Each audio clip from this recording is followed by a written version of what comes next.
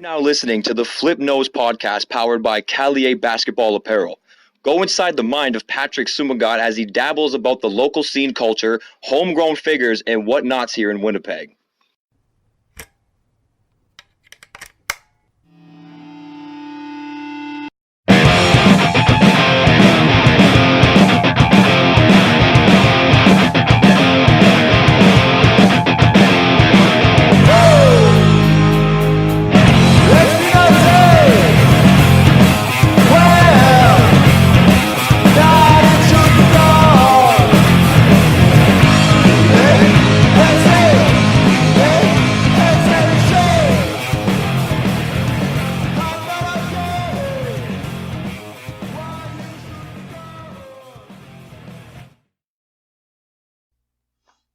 Yo, Kuya, hello.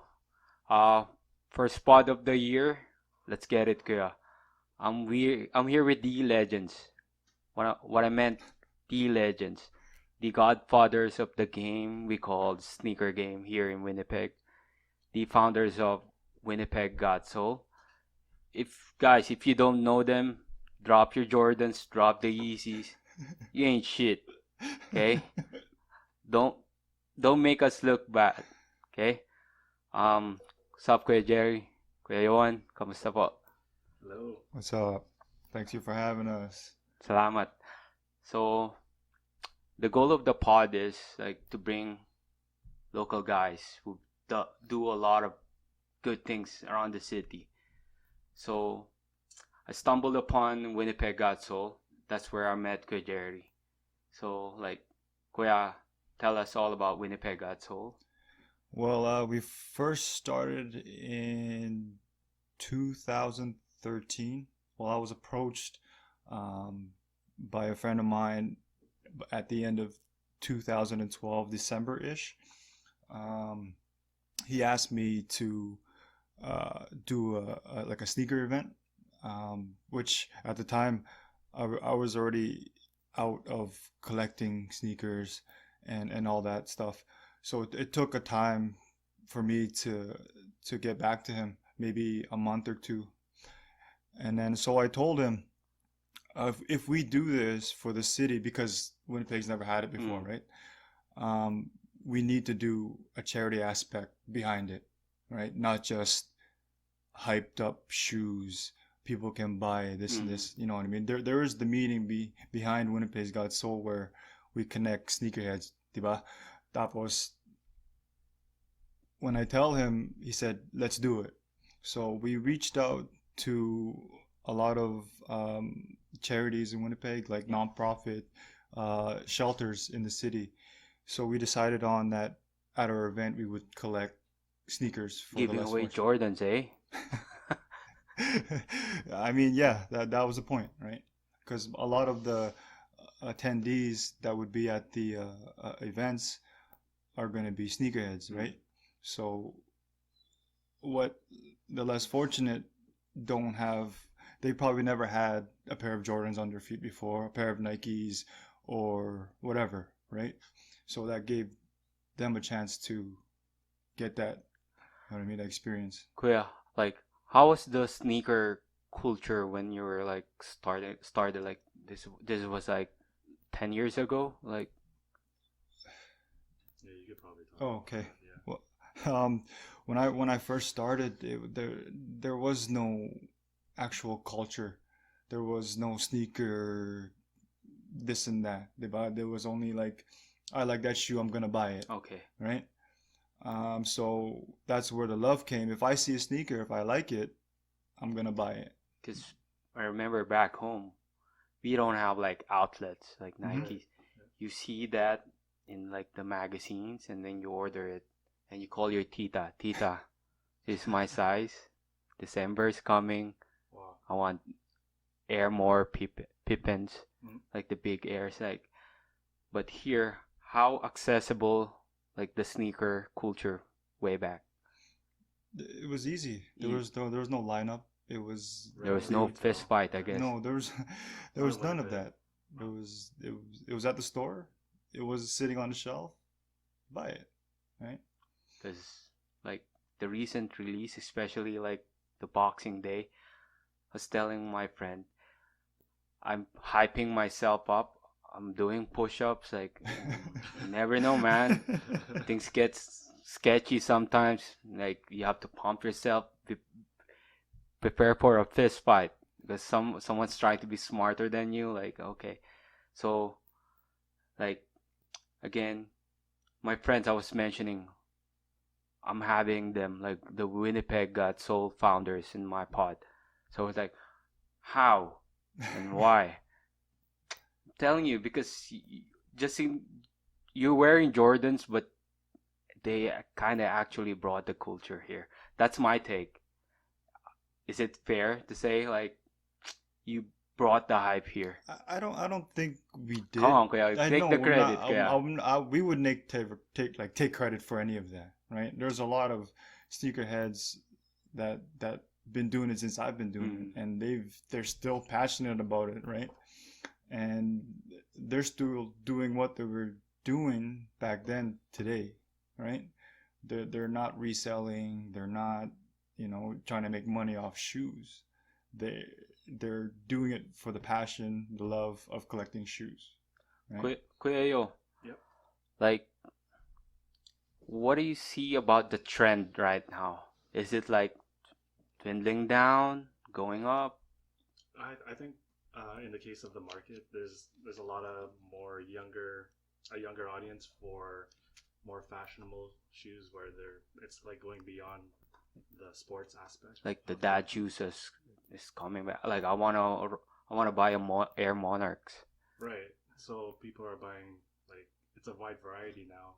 It's not the same kind of genre where you're following Michael Jordan. Mhm. You're gonna just buy Michael Jordan shoes. And it like if you don't play, it doesn't mean if you don't play hoops, you can't buy Jordans. Now everybody like wears Jordans. Like I was telling Kuya Jerry, come on, man, you're gonna wear Jordans. Don't wear baggy pants. At least like look the part, right? That's the funny thing too. I mean, like when I was growing up, a lot of the kids were dressed with the Jordans with the baggy pants, and that's just a whole new era. Like now, people are more I don't know how do you say it, like they're more hip to fashion. Mhm. And they're following like that. The media outlets and the availability of these sneakers are always there. Not only there's resellers, but there's people crossovering from the sports aspect to fashion. Like Kanye West is a musician. Whoever Yeah. thought he would have his own signature shoe, right? Kuya, I'm gonna sidetrack. Like, what caught your attention? Like, okay, like for me, I don't consider myself as a sneakerhead. I'm a freak collector of pink shoes. Right. So that caught my eye. What type of shoe, what brand caught your eye? That's actually kind of funny because, like, for me growing up, I actually grew up with Jerry's older brother, and he would be wearing the Jordans. And for me, I was more of a window shopper, so I'd be going to the stores just like, wow, that's amazing, like to obtain shoes like that at such an early age, and having your parents kind of support your decision to spend that kind of money. For me, it was always comfort.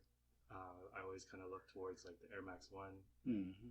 And as I got older, it's like extreme comfort. I'm wearing Ultra Boost. Are you going for comfort now? Yeah, absolutely. There's nothing harder for me than to wear shoes that look good, and I can't even walk a day in them. And I travel. I love traveling. So. How about you, Kuya?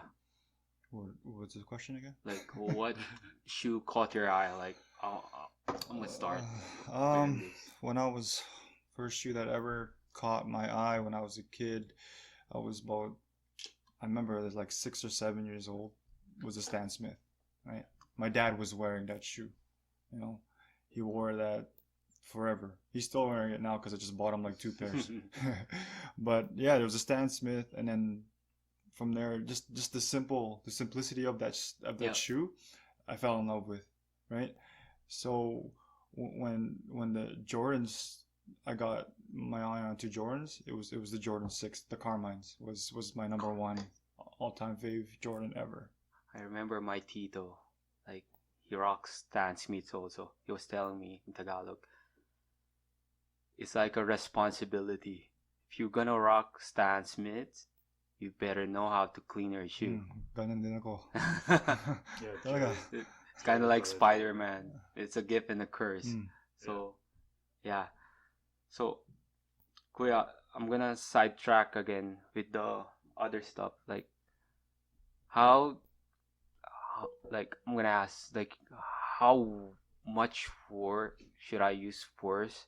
Like, how many shoes you collected from, like, way back? Oh man, I'm the wrong person to ask. I think the aspect of wpgsgotsole is that we have the OG sneaker collector, and then you have me who never was able to afford the shoes, but I always loved it.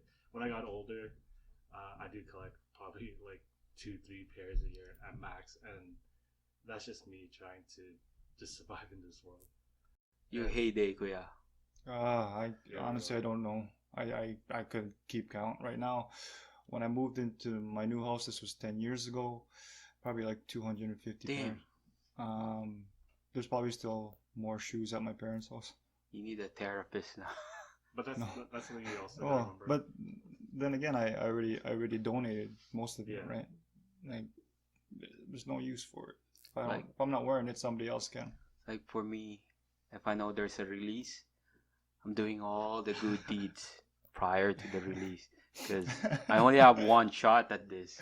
Like, she would know if sometimes I would sneak in the shoe like I already bought, but that's how I prep myself. Like, I have to do good deeds to buy a shoe because she's gonna get mad, like the boss. Like, it nowadays, like, you see the trend, the cost of the shoe from way back is, Mhm. it's more for profit now. Do you hate on the resellers hustle, or what's your take on that? I can't look at it in a negative light, and that's because like since we've started, pretty much all our events kind of revolved around the resale aspect. At the same time, there's people selling fakes. Mm-hmm.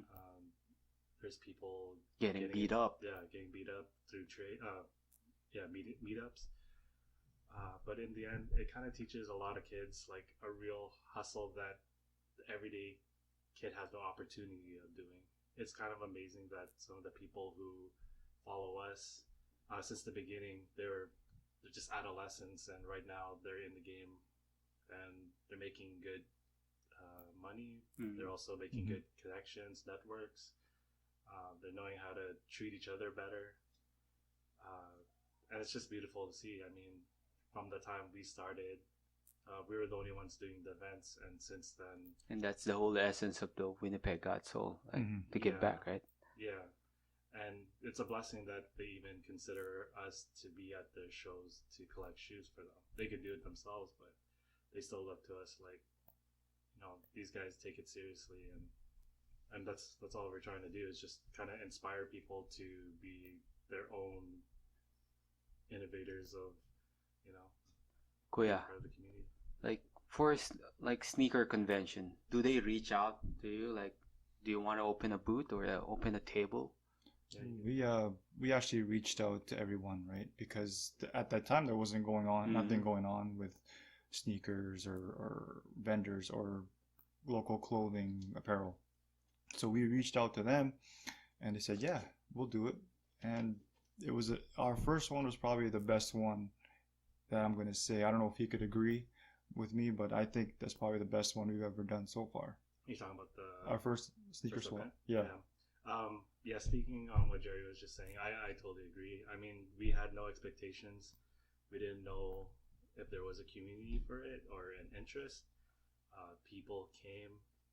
We had so many boxes. It was full. over 1,000 pairs of shoes donated. And seeing the types of shoes that were donated, like, people had shoes to give. So. Because, like, in the community right now, whatever you say, it's kind of like Bible. Like, you're kind of like policing. Sometimes, of course, you can't help you see the comments. Like, they're dissing each other. That's a fake. That's a fake. When do you step in? Because, like, again, whatever you say here, it's Bible to us. Like, you see, sometimes they're arguing about oh, your price too high, but that's his hustle.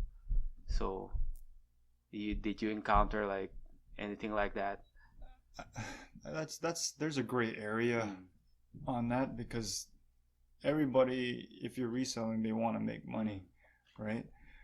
And if that's what you want to do, then make that money. You know, don't try to, like, if I was a customer and you're selling a shoe for $800 and I try to get down to 500, and you know that shoe is going for more than 800, don't do that. Okay. That's disrespectful. You know what I mean? If you're gonna buy that shoe for 500 and I know you're gonna wear that sneaker, then I'm gonna let you buy it for 500, right? But if I know that you're gonna buy it and you're gonna resell it after I resell it, that's not happening. Because what you two guys are doing, like, I don't say, like, nobody would, like, I know my friends, they're not gonna donate shoes. Like for you guys, you're acting on, like, pure goodwill. Like, how hard to let go of a Jordan that you wore and you loved before? It's not hard. You know, it's you've done it already. You wore the shoe sitting on your shelf for I 3, feel 4 bad now. years, diba? But nobody's gonna wear pink. I'm safe. There's always going to be somebody, Okay. right? There's always Okay, going to I'm be gonna someone. change this year. I'm gonna donate a pair every year. This, you know, it doesn't have to be Jordans. It could be anything. So, Kuya, I'm gonna sidetrack again. What's your top 3 shoes right now? Like Right now or or ever. like you collected Oh the man, most valued pair. I can't choose. There's no point in shoes. It's just shoes to me, right? Before, if I was younger, I would have told you right away. But now it's just shoes. Breads. Yeah. No. It doesn't matter to me anymore, right? You know, like I said, you've been there, done that. Like, I love shoes. I still love them. I'm just going back to where when I was younger. If I see a pair of shoes, I'm gonna buy it. I'm not gonna buy an Off-White. I'm not gonna buy a Supreme collab. None of those collabs. I don't care about that. I feel like, because I resided in Singapore before, and the sneaker culture is about to pop out. Mhm. So I feel like Nike, Foot Locker, Champs should give stocks to Pinoys, because Mhm. we're crazy about Mhm. shoes. You know, it's out of I'm control. just being 100 here. House of Hoops, I read an article. They would check the demographic, because, like, our culture is we spend on food, we invite friends, and, you know, there's a Mhm. cookout, Mhm. and our money goes back to the shopping malls. You can start window shopping. Like, that's my take. Nike, and truth, Nike makes Filipino shoes. Like, they pay tribute to us, like the Kobe Sinellas, the Hyperdunk Manilas. It means we mean something to them. Mhm. So, like, that's one of my. I was like browsing around. I want to buy that 2009 Hyperdunk Team Philippine shoes, but yeah, How much are they 600. going? How much are they going for? 600. 09. Wow. Mura lang yan. It's kind of funny too. Like, I mean, when we were doing our events, we see the people like our age in the beginning. It gradually got younger and younger. People born in the city, immigrants to the city, and everyone had heat on their feet. It was out of control. I've never imagined that people were really that into sneakers, and just seeing it, it's like, it's huge. It's such a huge industry. Especially when the immigration process started to pop out. I see Mhm. a lot of your relatives, Mhm. because like when I was in Singapore, like, back then I don't have money. Like, most, if I told myself, if I have money, I'll buy a shoe. Then it started from that part. Like, when you start earning money, spending. Most of my friends. So, Kuya, like, I check your Instagram. Like, what's like the underground in boxing? Oh, the Underdog. underdog. Well, it's a friend of mine. He runs a gym through Sherbrooke Fitness. His I guess his club is called Underdog. What is it here? Underdog Training Method. But the boxing aspect is UBC. You're the head on. Yes. Along with this guy named Jason and with Lester who runs the gym. I left my old gym, trying to start something new, introduce boxing to a whole different genre of people. So hopefully it works out. Like the trend right now is you see kids doing more boxing like before, because I don't recall anyone like my friends. What are you gonna do in your spare time? I don't hear anyone like I'm gonna box. So yun. Yung kuya, my friends they want me to ask you this because Are you single? no, like Okay. they got this quick fire question and they Okay. want Oh, for me. Oh, both of you guys. like, okay. That's good. Okay. You get questions from other people. What's your crazy sneaker story, like camp, like experience? For me is when I got my first pair of Carmines. You know, you'll never forget that moment. My dad, my brother, we all got them. This is 91, 92, around there. And I wore those every day. School, home, parties, wherever, snow, rain, every day.